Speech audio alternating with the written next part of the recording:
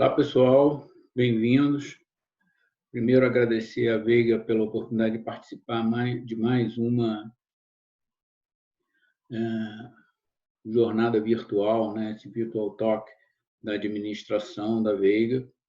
E nós vamos falar, como o título sugere, dos cenários econômicos e gerenciais pós-isolamento por conta da pandemia da Covid-19.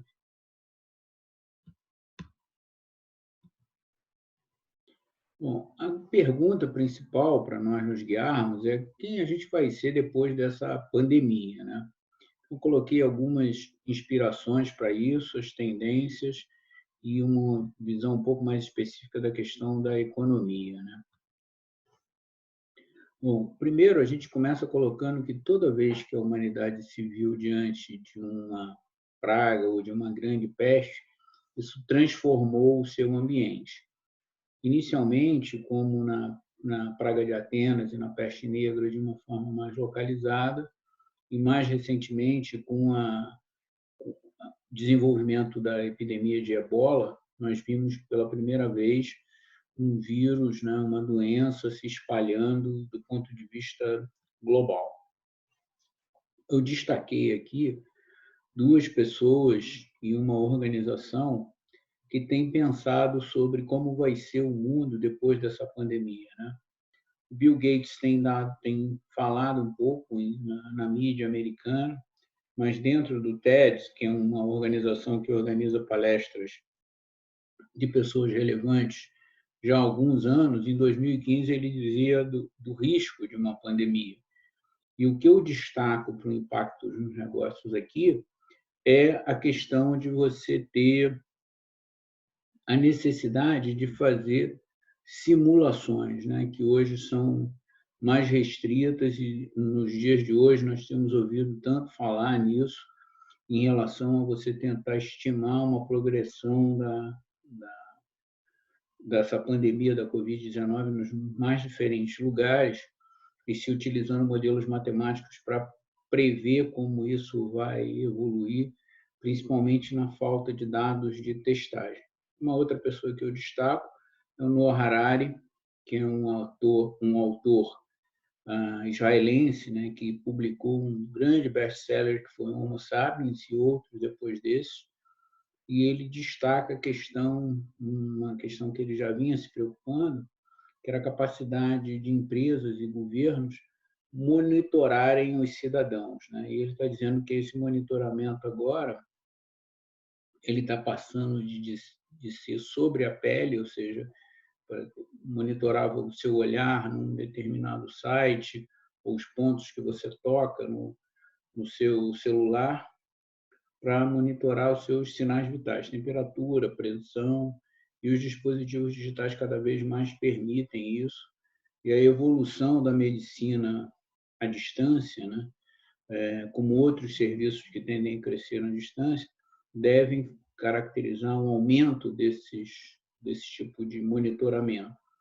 E a outra aqui, do World Economic Forum, que tem um painel de como a sociedade vai evoluir nas suas mais diversas áreas, eu destaquei aqui a necessidade de que eles chamam de reskilling, de você ter uma educação continuada e mudar as suas habilidades, alguma coisa que nós estamos vendo que acontece conosco, professores, agora nesses momentos, tendo que se adaptar a uma série de ferramentas novas para poder lidar com essa situação de ter aulas exclusivamente à distância, virtuais. Bom, quais são as tendências? Eu peguei aqui algumas coisas da Forbes, e o que a gente vê é que, em síntese, o mundo percebeu o risco de concentrar muito numa determinada região. Isso não é novo, aconteceu quando teve o tsunami no Japão, em Fukushima. A Honda e a Toyota viram que a sua produção, embora global e distribuída em vários países, era só no Japão que se fazia a central inteligência dos carros. E abalou fortemente ambas as montadoras. Hoje, os países reconhecem isso em relação à dependência de serviços de equipamentos médicos oriundos da China. Então, a gente tende a ter no crescimento do comércio local, né, no desenvolvimento de indústrias que estavam muito globalizadas, até por uma questão de gestão de risco, que é o último ponto que eu coloco aqui, né, que é uma tendência de um serviço que a indústria de seguros presta, e que fica mais evidente nesse momento a sua importância, que é a questão da gestão de risco. E nós vamos ter também o crescimento da virtualização, como a gente está vendo, não só no trabalho, mas no entretenimento, né? Uma tendência a um foco maior do comércio local. Esse esforço que está sendo feito hoje tende a gerar um vínculo maior entre as pessoas e os comércios mais de bairros, e uma pressão internacional para que os governos tenham mais apoio às populações mais desassistidas, tanto na parte de saúde quanto na parte de renda.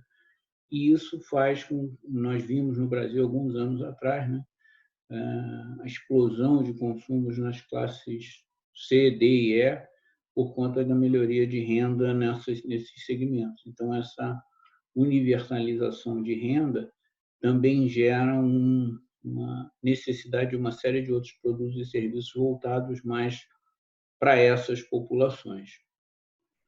Aqui eu destaquei essa curva que nós temos visto diversas vezes na TV para chamar a atenção em relação a um fenômeno que já vem acompanhando e tem um impacto muito maior na sociedade e também nos negócios e nos países, que é a mudança climática.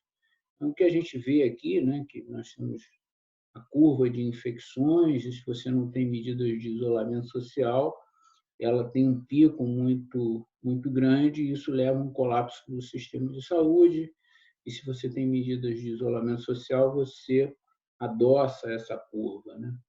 Agora, em qualquer cenário, nós temos impactos econômicos.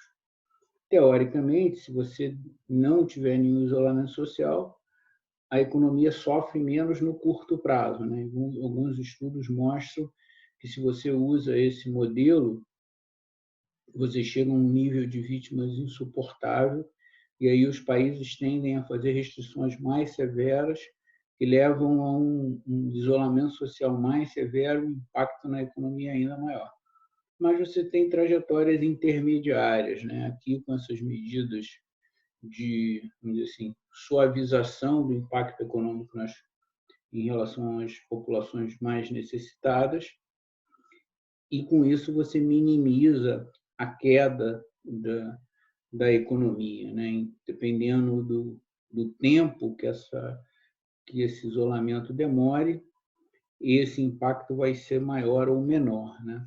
E aqui eu faço uma analogia com as trajetórias de emissão de gases de efeito estufa que induzem o aquecimento global, né?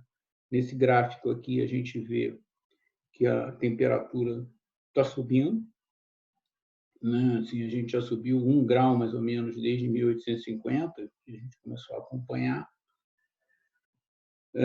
E aqui a gente tem que de 60 até agora, né? Então em apenas 60 anos, a temperatura subiu de mais ou menos 0,25 de aumento de temperatura média para 1 grau, né? Então, a gente, em 60 anos, acelerou muito esse aquecimento.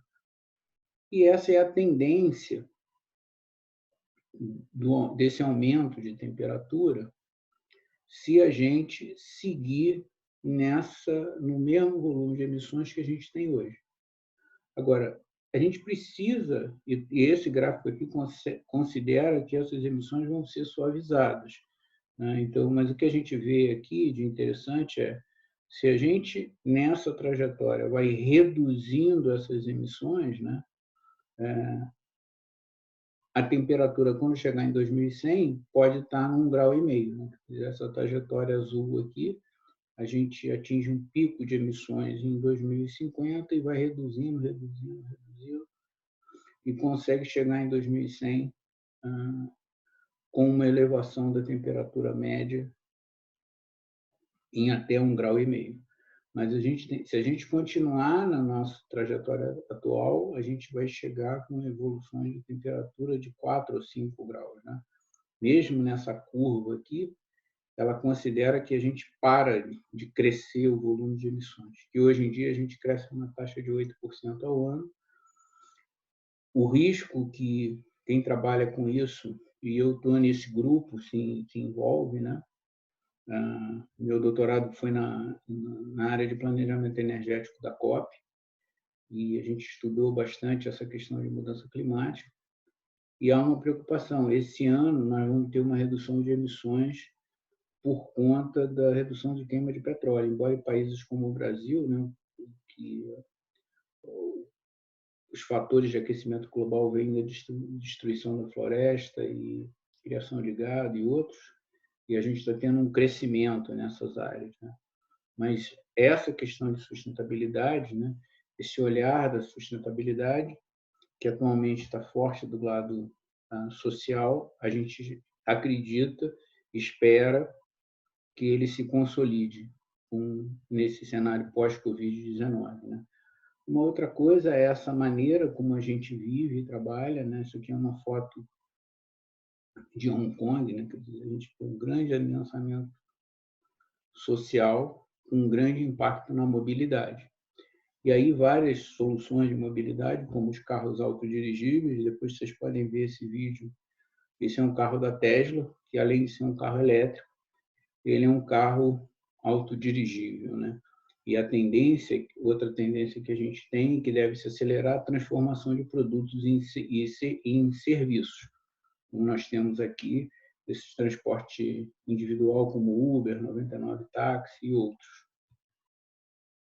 Aqui eu vou me concentrar um pouco aquela questão que o Noah Harari levanta, né, que é do monitoramento social. Quem gosta de ficção deve ter assistido esse filme, né, que é o Minority Report, onde o personagem, o John Anderton, que é estrelado pelo Tom Hanks, ele entra num shopping e vai aparecendo vários anúncios personalizados. Esse filme já tem quase 20 anos. Isso é uma realidade de hoje, né, onde o face scanning, né, que a gente usa muito no nosso celular hoje, ele está sendo usado em vários lugares, né? Assim, principalmente no Japão, na Inglaterra também, no metrô de Londres.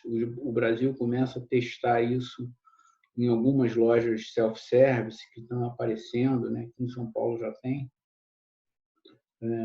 E isso, quando você olha para uma vitrine, que é uma vitrine virtual, ela te identifica e, eventualmente, até te identifica, caso você esteja lá no banco de dados deles, e já vai mostrar os produtos mais adequados ao seu perfil. E esse monitoramento, agora, na Covid-19, ele cresceu. Nessa cena daqui, é uma cena dos nossos dias, que é um robô andando numa estação de trem no Japão, na China, e ele monitora se a pessoa está de máscara, se a pessoa está febril ou não, desfaz aglomeração de pessoas. É uma situação nova e interessante, né, desse monitoramento social. E aqui no Brasil também, né, isso foi uma cena de um drone, um mercado no Recife. E ele avisa se as pessoas estão muito aglomeradas.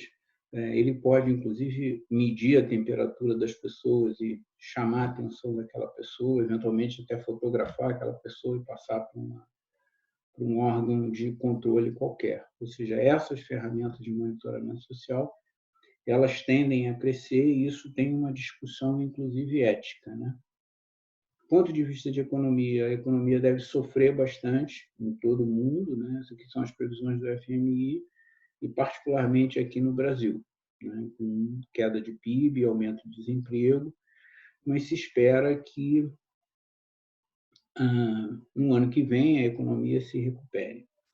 E no cenário das empresas, né, a gente tem visto a bolsa cair muito, mas existem ganhadores nesses processos, né?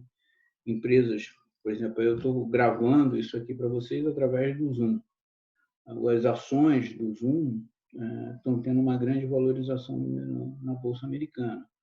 Aqui no Brasil, empresas como o Submarino,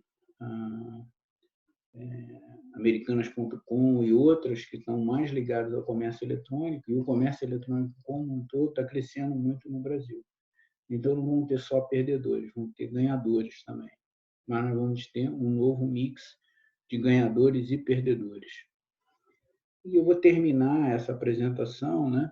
Aqui, pena que eu não tentei botar essa musiquinha, mas não funcionou bem. Mas é a música da Elis, que acho que é uma boa conclusão, né? A única coisa que a gente sabe é que nada será como antes amanhã, né? A gente vai estar diante de uma situação nova e que a gente está tateando, né? O que a gente espera é que nós tenhamos uma sociedade melhor do que a que começou. Muito obrigado a vocês, fiquem bem e vai passar.